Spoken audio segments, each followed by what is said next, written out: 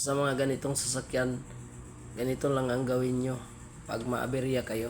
Effective to 100% pag ito talaga ang problema. Una isod sa magnetic, tinanggalan lang natin ng laman loob at saka yung housing naman niya ibinalik natin sa injection pump niya. Okay, start! One click! Good day guys, so may unit na naman tayong i-troubleshoot ngayon. So ang unit pala natin is 0. Hinila kasi ito ng kasama natin kasi nag-aberya daw to. Nakisuyo tayo sa ating kasama kasi hindi natin magawa ng mag-isa. So chinik ko lang muna dito yung magnetic shut off nya kasi pag diesel yun talaga yung unahin ko. Mana? Klaro dia.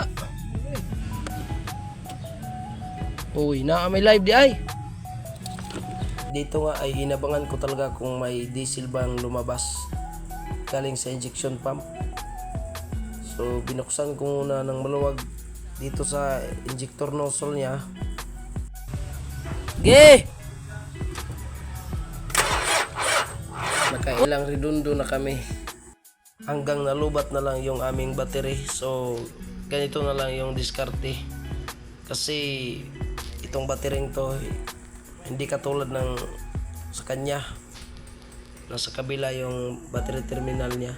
So pangalawang battery na itong naubos namin sa kaka-start. Tinanggal natin yung magnetic switch niya kasi ito yung duda ko na ito ang dahilan bakit di makatuloy yung diesel sa injector natin.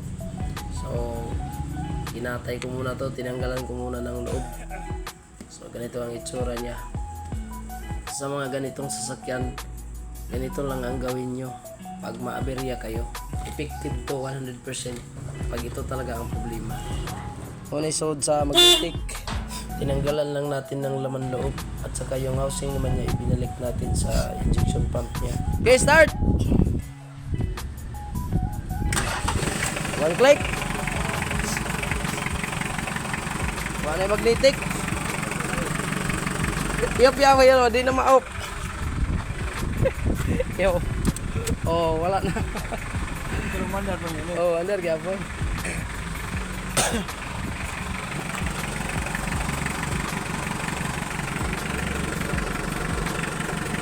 Wala ikaw ng kuwil sila no?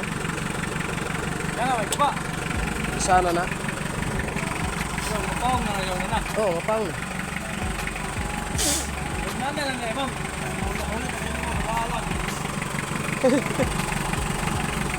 Pajero.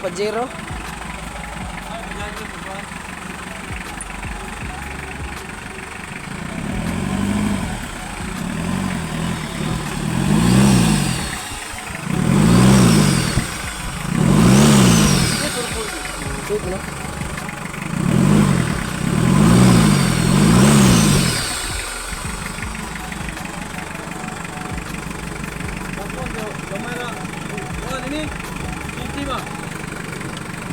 Pag nga. Okay, hanggang dito na lang ang ating video. Thank you for watching and God bless sa lahat.